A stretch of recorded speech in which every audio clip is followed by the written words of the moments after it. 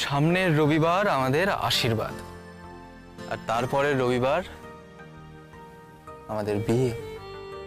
মাঝখানে রইল মাত্র 15টা দিন। এখনো যদি পাকা কথা না হয় তাহলে সেই এবার আমরা কেন এলাম জানো তো? কেন? এটাই বোধহয় বিয়ের আগে আমার ফ্যামিলির সঙ্গে শেষবারের মতো বেড়ানো, তাও আবার একদিনের জন্য। গিয়েই তো বিয়ের কেনাকাটা তোড়জোড় শুরু হয়ে যাবে, তাই আর বেশি দিন থাকাও গেল না। আমি তোমাকে বলেই এসেছি যে আমি কোথায় আসছি। মা বলছিল রাইও নিশ্চয়ই যাচ্ছে। আমি হাসলাম। আসলে মা বুঝতে পেরে গেছে জানো, মা না তোমাকে খুব ভালোবাসে। ইনফ্যাক্ট আমাদের বাড়ি প্রত্যেকে তোমাকে খুব ভালোবাসে। এটা আমার পরম ভাগ্য। না, তোমার গুণের জন্যই সবাই তোমাকে খুব ভালোবাসে। কিন্তু আজ আমার তোমার উপর খুব রাগ হয়েছে। কেন? না মানে বিচের মধ্যে আমি অত সুন্দরভাবে তোমাকে একটা বিয়ের প্রস্তাব দিলাম আর সেটা তুমি খারিজ করে দিলে। বেশ করেছি। আচ্ছা, তুমি কেন আমাকে না বলে এরকম একটা মজা করবে? আচ্ছা, বন্ধুদের দিয়ে ঝগড়া করিয়েছো, আমরাও কত খারাপ কথা বললাম, কি ভাবলো বলো তো ওরা? আরে শোনো শোনো শোনো শোনো, দেখো কাল ওরা হঠাৎ করে এলো বলেই কিন্তু এই প্ল্যানটা হলো। আর ওরা স্ট্রেট ওয়েতে তোমার সাথে দেখাও করতে চাইছিল না। হ্যাঁ, ওরা চাইছিল একটু ঘটনার ঘনঘটার মধ্যে দিয়ে তোমার সাথে আলাপ করতে, আর আমিও সেইভাবেই ঘটনার ঘনঘটার মধ্যে দিয়ে তোমার সাথে আলাপ করিয়ে দিলাম। তোমার বউ কি ঝগড়াটি ভাববে? আমার কি, আমার কিছু এসে যায় না। সেই তারা দেখলো যে আমি কিরকম একটা ঝগড়ুটে মেয়েকে বিয়ে করছি। এই একদম বাজে কথা বলবে। কেন? তুমিই তো বললে যে তারাই তোমাকে ঝগড়ুটে ভাববে। আরে বাবা, সে তো তোমার জন্য। আচ্ছা তুমি একটা কথা বলো তো, রাস্তাঘাটে কেউ আমাকে অপমান করবে, আমি কি চুপ করে থাকবো? না, কখনো না। এই চলো চলো চলো, এবার যেতে হবে। আরে এক মিনিট দাঁড়াও মা, সবসময় এত ছটফট করো কেন বলো তো? আরে ছটফট করছে কোথায়, সন্ধে হয়ে যাবে তো, যেতে হবে আমার। আমি কিন্তু ভীষণ এক্সাইটেড। সে তো তুমি সবসময় এক্সাইটেড হয়েই আছো। মানে আমি কেন এক্সাইটেড সেটাই তুমি জানতে চাইলে না? জানি, আমার সঙ্গে দেখা হলো বলে। মোটেই না, সে তো আমি জানতামই তোমার সঙ্গে আমার দেখা হবে। আমাদের বিয়ে বলে হানিমুনের টিকিট ফিকিট কিন্তু আমি সব কেটে ফেলেছি, কিন্তু কোথায় জায়গাটা সেইটা বলবো না। বেশ, আমি জানতে চাইও না। ওকে, তাহলে সেটা সারপ্রাইজই থাক। থাক, আমার জানার কোনো ইন্টারেস্ট নেই। আরে তোমার কি কোনো এক্সাইটমেন্ট হচ্ছে না? এক্সাইটমেন্টের কি আছে? তুমি কি গো, সব কথা কি মুখে বলতে আছে? হ্যাঁ বলতে আছে। না হ্যাঁ না হ্যাঁ হ্যাঁ হ্যাঁ হ্যাঁ হ্যাঁ হ্যাঁ, বলো।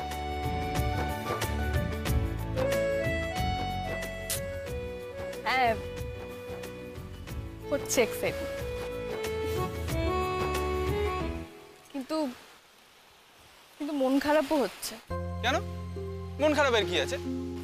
পারে মন খারাপ হবে না?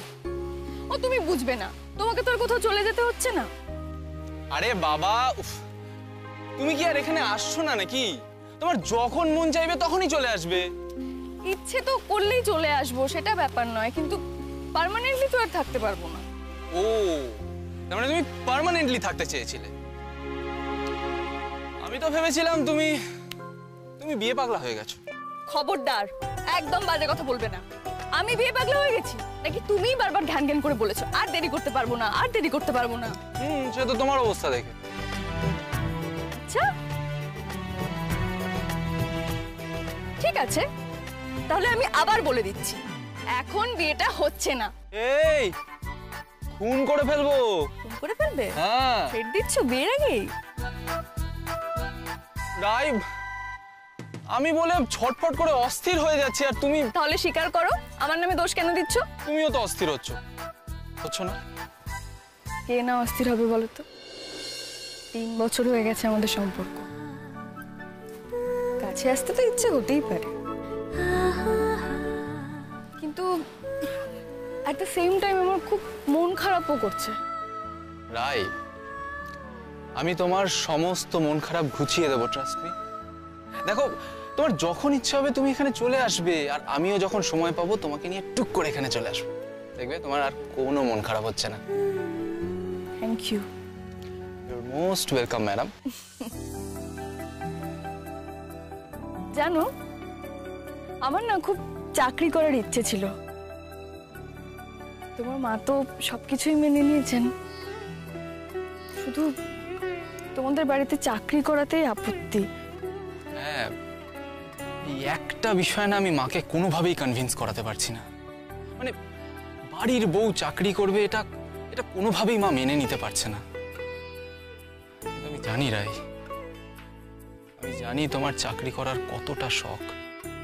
না, তা নয়, খুব ইন্ডিপেন্ডেন্টলি বাঁচতে ইচ্ছে হয়।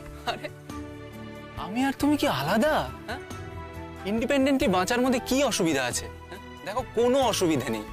এই মুহূর্তে তুমি মাকে কনভিন্স করতে না পারলেও পরে যদি কোনো না কোনো ভাবে কোনো কিছু করতে পারো, কতজন তো কত কিছু করে। চাকরি যে করতে হবে তার তো কোনো মানে নেই। তুমি বুটিক করতে পারো বা অন্য কিছুও করতে পারো যেটা তোমার ভালো লাগে।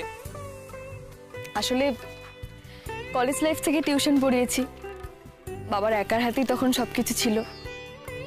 তারপর দাদা ভাই যখন নিজের পায়ে দাঁড়ালো, চাকরি টাকরি পেল, তখন কিছু না করলেও হতো। কিন্তু কোনোদিনও নিজের হাত খরচা অন্য কারোর কাছে চাইতে ইচ্ছে করেনি। তারপর তো দাদা ভাইয়ের জানোই সব, কোথা থেকে যে কি হয়ে গেল। সত্যি মানে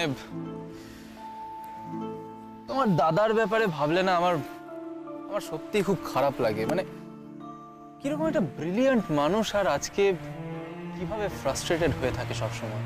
হ্যাঁ, আজকেও তো হঠাৎ আসার সময় বলছিল আসবে না, তারপর বুঝিয়ে সুঝিয়ে। বৌদি ভাইয়ের জন্য খুব কষ্ট হয় জানো তো, এত ভালো একটা মেয়ে। কি আর করবে বলো, সবকিছু তো আর তোমার হাতে নেই। সেই দাদা ভাইয়ের অ্যাক্সিডেন্টের পর সংসারটা কিরকম হয়ে গেল।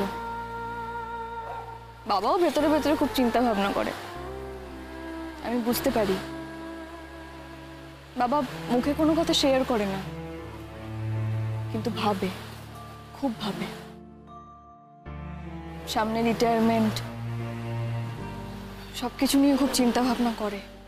আরে আমি আছি তো তার বড় ছেলের মতো, বুঝলে? আমি দেখো মুখে কিছু বলবো না, কিন্তু কিন্তু কাজে ঠিক করে দেখাবো। দেখো, আমি জানি আমি এমন একটা ছেলেকে বিয়ে করছি যে সব সময় আমার পাশে শক্ত হয়ে দাঁড়াবে, আমাকে একা যুদ্ধক্ষেত্রে ফেলে চলে যাবেই না। আর আমিও এমন একটা মেয়েকে বিয়ে করতে চলেছি যার মতো কেয়ার আমাকে আমাকে পৃথিবীতে কেউ করতে পারবে না। যে আমি আমি হাঁ করলে বুঝে যায় যে আমি কি বোঝাতে চাইছি। এই জন্যই আমি তোমাকে এত ভালোবাসি। আমি সত্যি তোমাকে খুব ভালোবাসি। আমি বুঝি বাসি না? বাসো? সন্দেহ আছে? এই হাতটা ধরো না, দেখো ওদিকে বৌদি ভাইরা সব দাঁড়িয়ে রয়েছে। এত ভয় পাও কেন তুমি? হ্যাঁ, চলো। আরে ওরা দাঁড়িয়ে আছে তো কি হয়েছে? আমি নিজের বউয়ের হাত ধরেছি। আমাদের 15 দিন পর বিয়ে হবে, আবার এত কথা কিসের এখন? প্লিজ হাতটা ছেড়ে দাও, প্লিজ ছেড়ে দাও হাতটা। বড্ড আড়াল করো, এখন আড়াল করবে? প্লিজ প্লিজ, সবার সামনে হাত ধরার দরকারটা কি বলো তো? আর কটা দিন তো তোর সইছে না? না, সইছে না। এরকম করো না, প্লিজ প্লিজ। ছাড়ো, দেখো সবাই আছে ওখানে, প্লিজ প্লিজ।